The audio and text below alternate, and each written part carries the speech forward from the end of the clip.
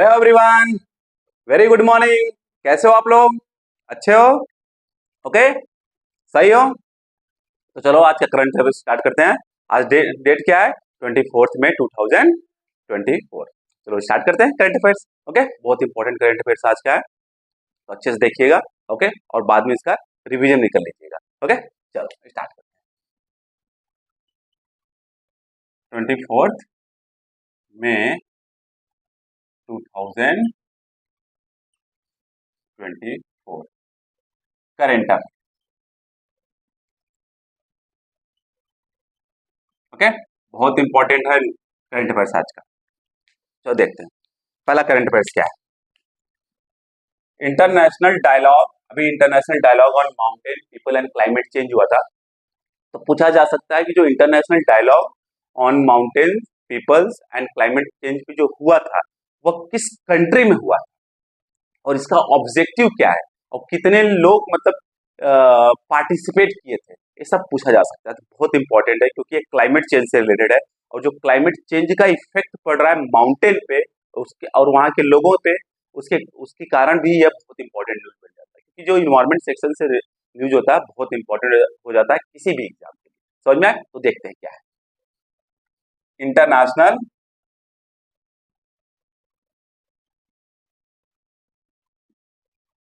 International dialogue on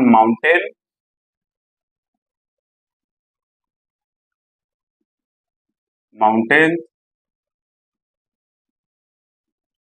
people and climate change.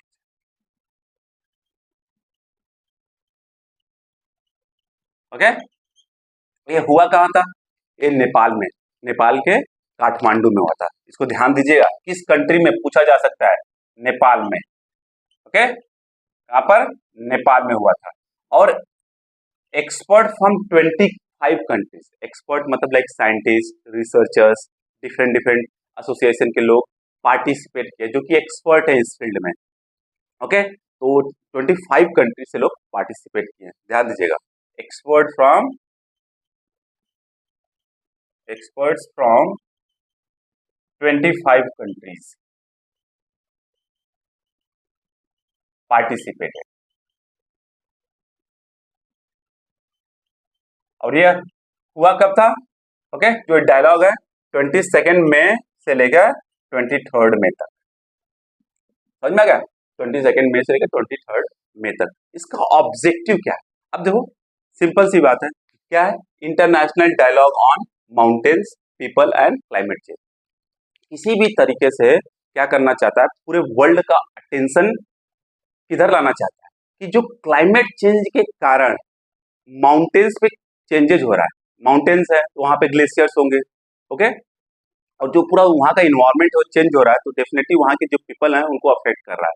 तो इसी कारण पूरे वर्ल्ड का अटेंशन जो है क्लाइमेट चेंज की तरफ खींचना चाहता है कि क्लाइमेट चेंज के कारण क्या क्या प्रभाव, क्या क्या चीजें इफेक्ट हो रही हैं mountainous area.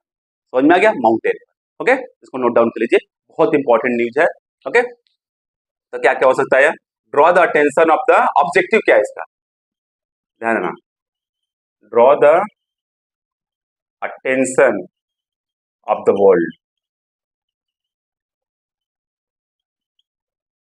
Okay, draw the attention of the world, note down कर लीजिएगा इसको। To the adverse impact, to the draw the attention of the world to the adverse impact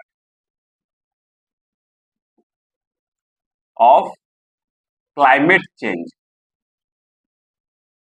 on mountains। Okay, तो बहुत important news है, इसको देख लीजिएगा।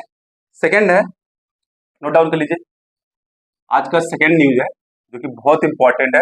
Travel and tourism competitiveness index release किया गया है। तो पूछा जा सकता है सबसे बेस्ट, सबसे मोस्ट इंपॉर्टेंट न्यूज क्या है? ओके, हमारे एग्जाम के लिए travel and tourism competitiveness index कौन रिलीज करता है? ओके, कौन रिलीज करता है? तो बहुत इंपॉर्टेंट है। और उस इंडेक्स में इंडिया का क्या पोजीशन है, ये दूसरा बहुत इंपॉर्टेंट। हमारे लिए है। ओके, तो देखते हैं, चलो। Travel and tourism, travel and tourism, competitiveness index,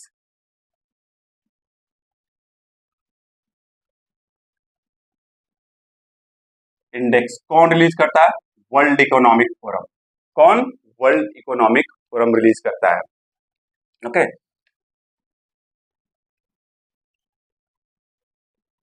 her exam में, ओके, एक या दो क्वेश्चन इंडेक्स से रिलेटेड पूछ ही लेता है, इसे ध्यान दीजिएगा। इकोनॉमिक फोरम, अब इस इंडेक्स में इंडिया का लगभग कितने कंट्री पार्टिसिपेट किए थे, मतलब कितने कंट्री के लिए इंडेक्स रिलीज किया गया है? 119, ओके, 119 कंट्री का। उसमें इंडिया क्या पोजीशन है? 39th पोजीशन है। इंडिया कितना पोजीशन है? 39th पोजीशन है।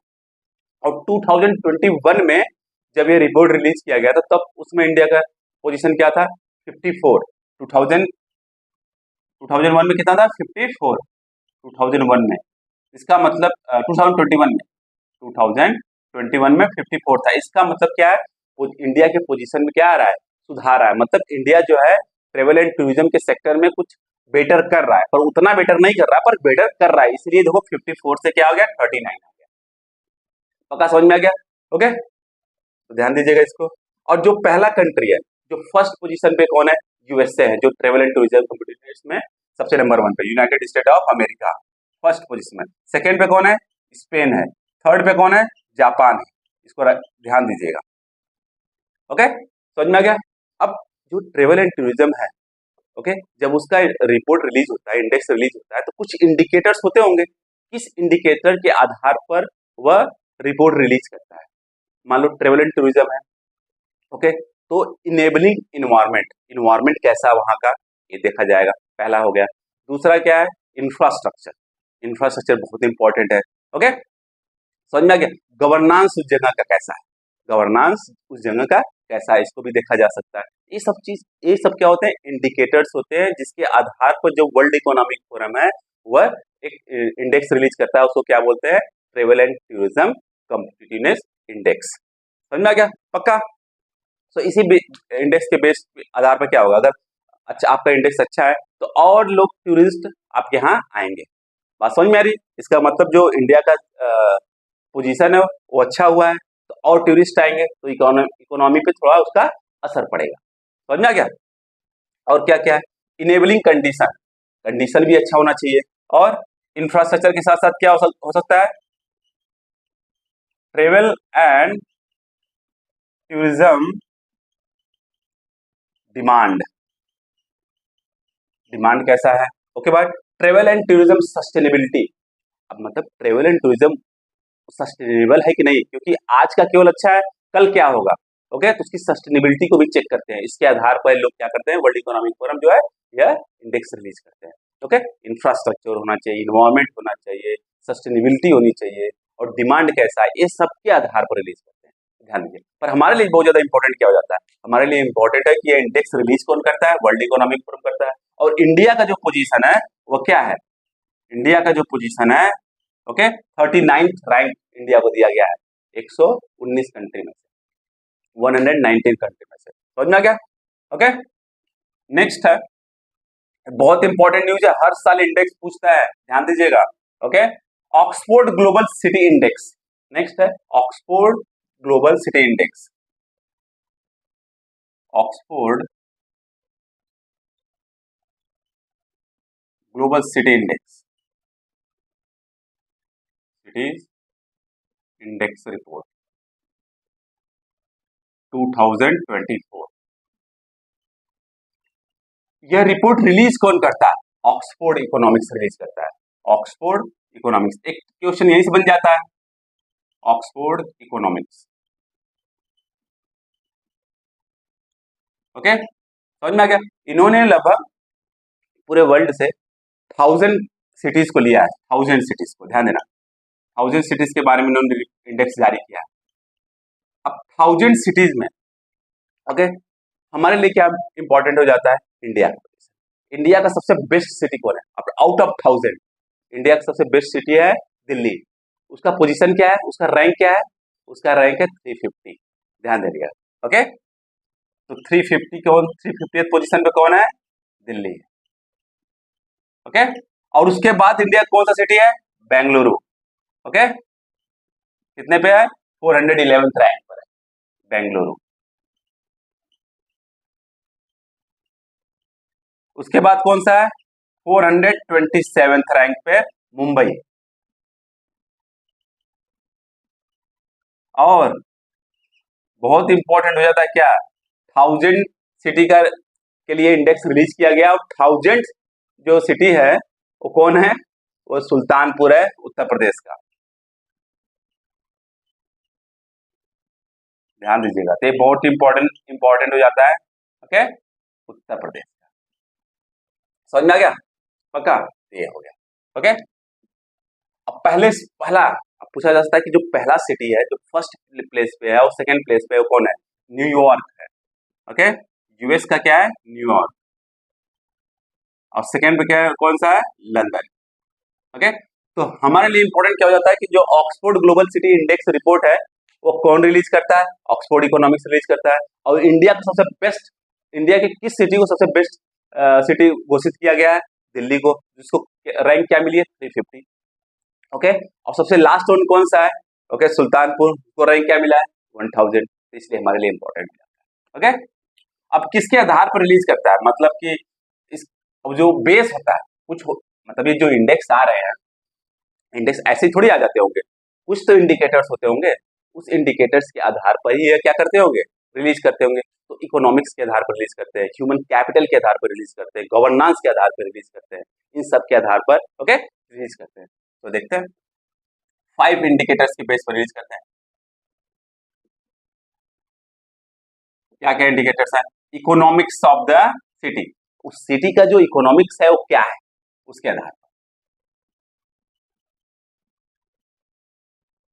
इकोनॉमिक्स, और उस सिटी का इन्वायरमेंट है वो कैसा है, ओके, उसके आधार पर, और गवर्नेंस के आधार पर, गेटिंग, और ह्यूमन कैपिटल के आधार पर, ह्यूमन कैपिटल। नेक्स्ट क्या है, क्वालिटी ऑफ लाइफ, उस सिटी का जो क्वालिटी ऑफ लाइफ है वो कैसा है, समझना। ये 5 इंडिकेटर्स हैं बेस्ड ऑन दैट जो ऑक्सफोर्ड इकोनॉमिक्स है, global Oxford global city index report release करता है। ओके, समझना क्या, इसके बेस पर, इसी के बेस पे दिल्ली जो है 350 प्लेस पे है आउट ऑफ 1000 सिटी। तो नोट डाउन कर लीजिएगा आप लोग, समझ में आ गया। ओके, नेक्स्ट है, बहुत इंपॉर्टेंट है, इन्वायरमेंट सेक्शन से रिलेटेड है, rare plant. Okay, rare plant lushaiorum, rare plant lushaiorum या lushaiorum, lushaiorum has been discovered, मतलब रिसेंटली डिस्कवर्ड हुआ है। अब जो रिसेंटली प्लांट डिस्कवर्ड हो गए ना, हमारे एग्जाम के लिए बहुत इंपॉर्टेंट जाते हैं। अब किस स्टेट के अंदर अंदर जो है यह डिस्कवर्ड हुआ है, ओके, मिजोरम के अंदर, तो नॉर्थ ईस्ट स्टेट है, तो एग्जाम के लिए और ज्यादा इंपॉर्टेंट हो जाता है, समझना क्या, मिजोरम में। ओके, अब जो दो क्या नाम है इसका, लुसाई ओरम, तो मिजोरम में एक ट्राइब्स है, ओके, उसका नाम क्या है, लुसाई ट्राइब्स, उसी के नाम पर इस प्लांट का नाम रखा गया है, लुसाई ट्राइब। ओके, इसी के नाम पर इस प्लांट का नाम रखा गया है। और जो प्लांट है वो क्या है, देखते हैं, ये प्लांट जो है वह सेमी पैरासिटिक प्लांट है, सेमी पैरासिटिक प्लांट, एक टेरेस्ट्रियल प्लांट, मतलब लैंड पर होता है।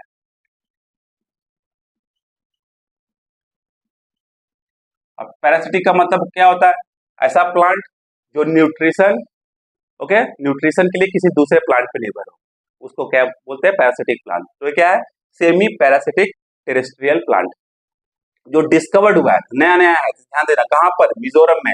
ओके, क्या नाम है, लुसाई ओरम, पूछा जा सकता है लुसाई ओरम आपने न्यूज में देखा है, वह किससे रिलेटेड है, 4 ऑप्शन दे देगा, अगर पता है तो कर दोगे। और दूसरा किसी दूसरे टाइप से पूछा जा सकता है, लुसाई जो रेयर प्लांट स्पेसिस पाया गया है वह किस स्टेट में पाया गया है, ओके, या किस ट्राइब के नाम पर इस रेयर प्लांट का नाम रखा गया है, तो पूछा जा सकता है, ओके। अब जो लुसाई ट्राइब्स हैं इनका जो ओरिजिन है मंगोलिया में पाया जाता है।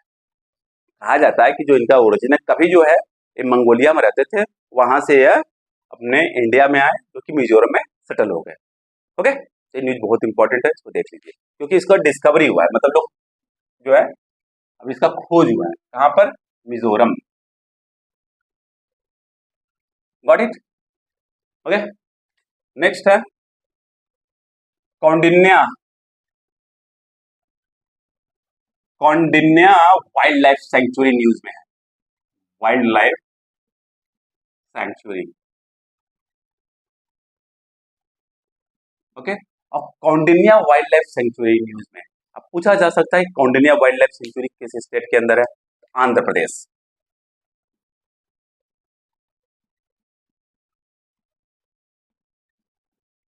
इसका नाम, इस वाइल्ड लाइफ सेंचुरी का नाम कौंडिन्या क्यों पड़ा, क्योंकि जो ये वाइल्ड लाइफ सेंचुरी है वह कौंडिन्य रिवर के, कौंडिन्य रिवर जो है इसके पास से फ्लो करती है, तो कौंडिन्य रिवर जो है ना इसके पास से फ्लो करती है। अब ये जो कौंडिन्या वाइल्ड लाइफ सेंचुरी है वह न्यूज में क्यों है, ओके, वह न्यूज में क्यों है देखते हैं। वह न्यूज में इसलिए है क्योंकि यहाँ पर लगभग 200 साल बाद एक मेढक पाया गया है, जिसका जो बैक है, ओके, उस मेढक बैक जो है वो गोल्डन कलर का है, और उस मेढक को क्या बोलते हैं, Sri Lankan golden bag frog, Sri Lankan golden bag frog कहते हैं उसको, जो कि 200 साल बाद इंडिया में पाया गया है, इसलिए बहुत इंपॉर्टेंट हो जाता है हमारे इन्वायरमेंट सेक्शन के लिए। तो पूछा जा सकता है कहाँ पाया गया है, कौंडिन्या वाइल्ड लाइफ सेंचुरी में पाया गया है, तो पूछा जा सकता है कि कौंडिन्या वाइल्ड लाइफ सेंचुरी कहाँ पर है, ओके, या कौंडिन्या रिवर कहाँ फ्लो करती है, ध्यान देना, क्योंकि जो कौंडिन्या रिवर है इसी वाइल्ड लाइफ सेंचुरी के पास से फ्लो करती है, इसीलिए इस रिवर का नाम, इस वाइल्ड लाइफ सेंचुरी का नाम बोल दे दिया गया है क्या, कौंडिन्या वाइल्ड लाइफ सेंचुरी। और ये जो सेंचुरी है ये पूरे आंध्र प्रदेश में इकलौता सेंचुरी है जहां पे एशियाटिक एलिफेंट्स रहते हैं, एशियाटिक एलिफेंट्स का घर है ये, ओके। ये क्या है, हैबिटाट है ऑफ एशियाटिक एलिफेंट,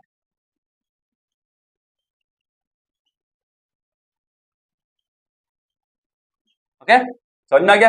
अब कौंडिन्या रिवर है, न्यूज में आ गया, तो पूछा जा सकता है कि कौंडिन्या रिवर किस नदी की ट्रिब्यूटरी है, सहायक नदी, किस नदी की सहायक नदी है, तो पलार रिवर की ट्रिब्यूटरी है, ओके, पलार रिवर की क्या है, ट्रिब्यूटरीज है, बड़े। तो इसलिए देखो इस टाइप से आप जब कौंडिन्या वाइल्ड लाइफ सेंचुरी के बारे में पढ़िए, Koundinya wild life sanctuary news में आ गया, तब उसके बारे में हर चीज पढ़िए।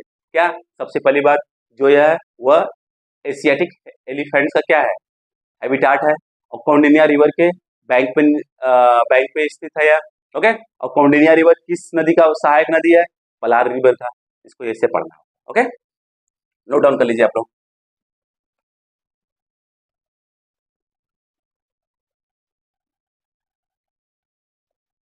Okay, got it.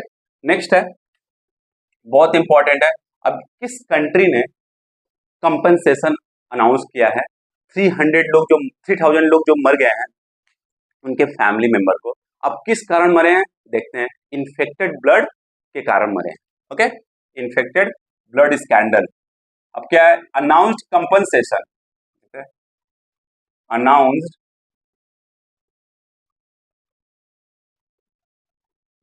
Compensation to 3000 people, 3000 people 3000 people who died to infected blood scandal, okay. हुआ क्या था 1970 और 80s में, 1970s और 80s में जैसे मान लो किसी का एक्सीडेंट हो गया, उसको ब्लड चाहिए, ओके, या कोई लेडी प्रेग्नेंट थी, बच्चा होने के बाद उसको ब्लड चाहिए, या किसी और कारण सर्जरी के कारण ब्लड चाहिए।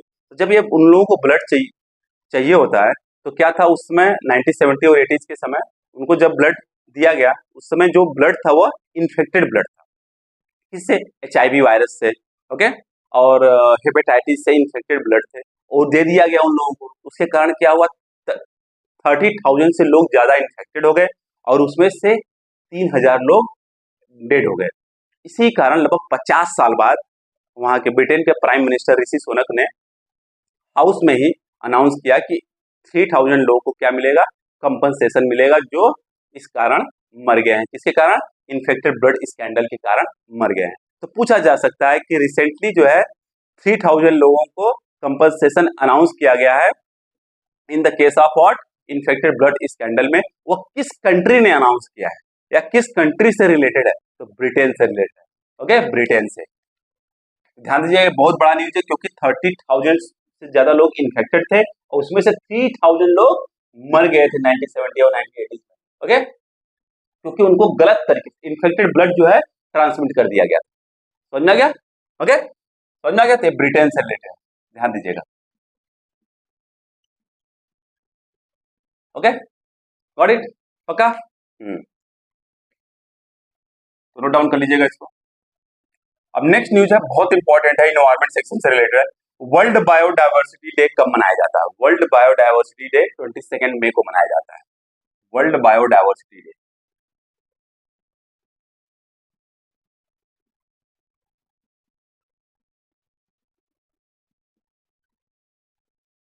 डे कब मनाते हैं? 22 मई को मनाते हैं, ओके। और पहली बार कब मनाया गया था? पहली बार जो अनाउंस कब किया गया था? 1993 में यूनाइटेड नेशन जनरल असेंबली द्वारा अनाउंस किया गया था कि क्यों क्यों किया गया था?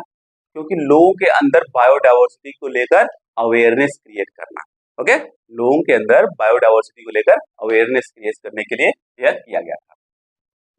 इन 1993 यूनाइटेड नेशन जनरल असेंबली ने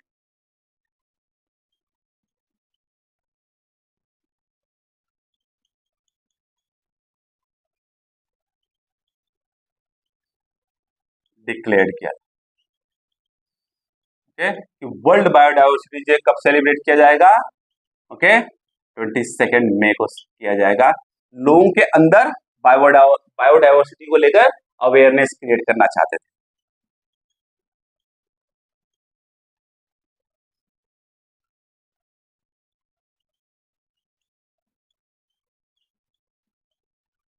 ओके, टू बायोडायवर्सिटी,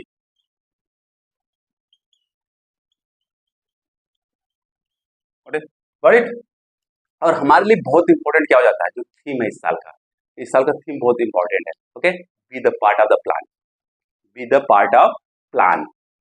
तो इस साल का थीम क्या है? थीम ध्यान दीजिएगा, थीम बहुत इंपॉर्टेंट है, be the part of the plan, जो भी प्लान है उसका पार्ट बनो, okay, be the part of the plan. तो पूछा जा सकता है कि जो वर्ल्ड बायोडायवर्सिटी डे 2024 का जो थीम है वो क्या है? Be the part of the plan.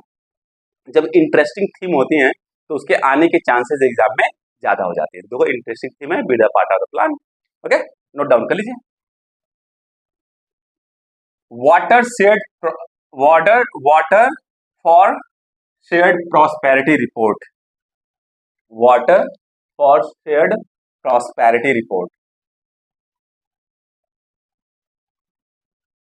Water for shared prosperity report. अब हमारे लिए क्या इंपॉर्टेंट हो जाता है?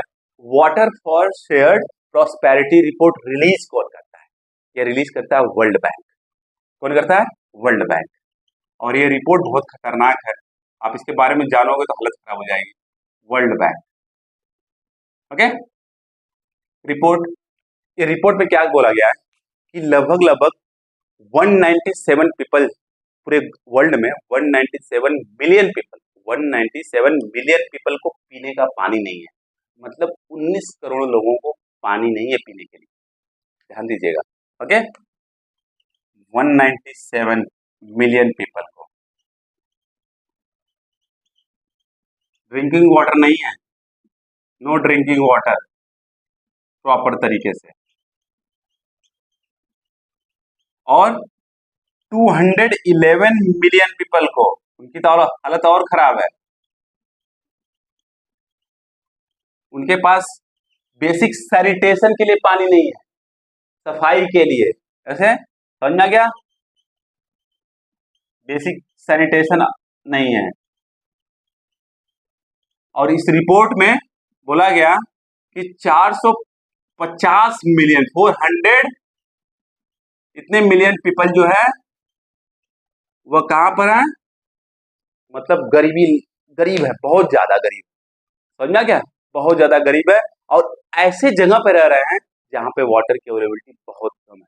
ओके, वाटर की अवेलेबिलिटी बहुत ज्यादा कम है। आप समझ सकते हो कहां पे रह रहे हैं लोग। ओके, समझना क्या, एक्सट्रीम पॉवर्टी में है।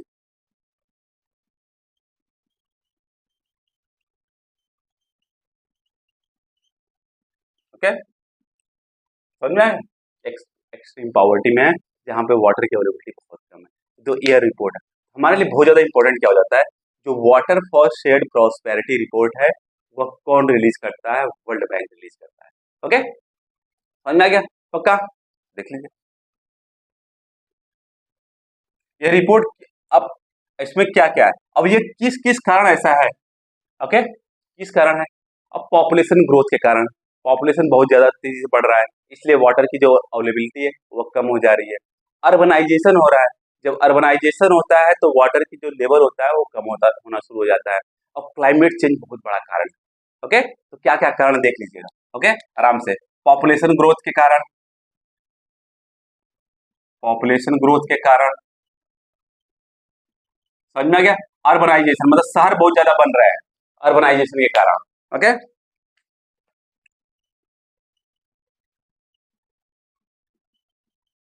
और क्लाइमेट चेंज तो बहुत बड़ा कारण है, इसीलिए पूरे वर्ल्ड में ओके जो वाटर की अवेलेबिलिटी है वह मतलब इक्वली डिस्ट्रीब्यूटेड नहीं है, इक्वली डिस्ट्रीब्यूटेड नहीं है, कहीं ज्यादा है कहीं कम। बहुत से लोगों को बहुत ज्यादा वाटर है, बहुत से लोगों को पानी पीने के लिए वो नहीं है। समझ में आ गया।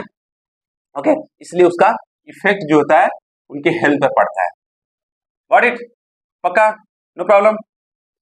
ओके, नेक्स्ट है, अब फर्स्ट इंडियन, ऑलरेडी हम लोग ये न्यूज देख चुके हैं परंतु क्या होता है लोग भूल जाते हैं। फर्स्ट इंडियन जो कि स्पेस में गए हैं as a tourist, as a tourist कौन है, ओके गोपी छोटापुरा।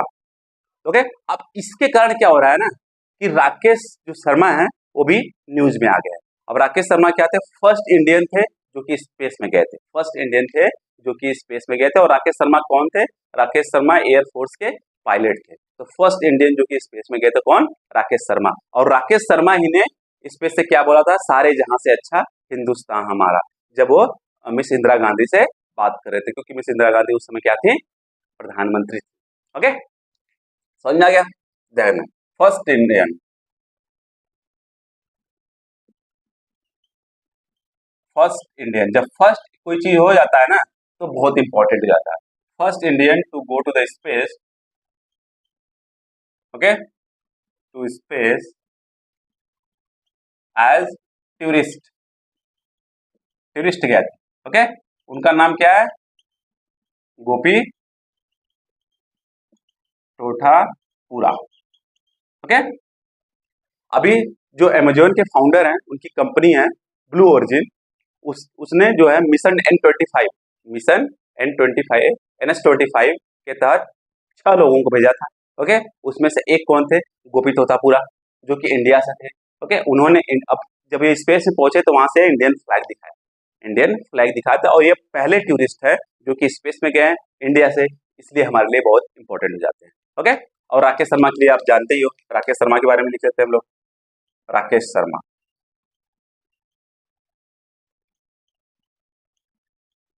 फर्स्ट इंडियन थे जो कि स्पेस में गए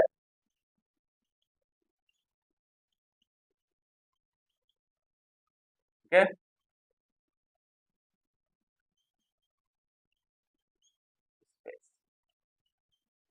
ओके, और ये क्या थे, एयरफोर्स के पायलट थे। समझ में क्या, पक्का। Last news of the day क्या है, सचिन सर्जीराव खिलाड़ी, सचिन सर्जीराव खिलाड़ी किस किस स्पोर्ट से रिलेटेड है, सचिन सर्जीराव खिलाड़ी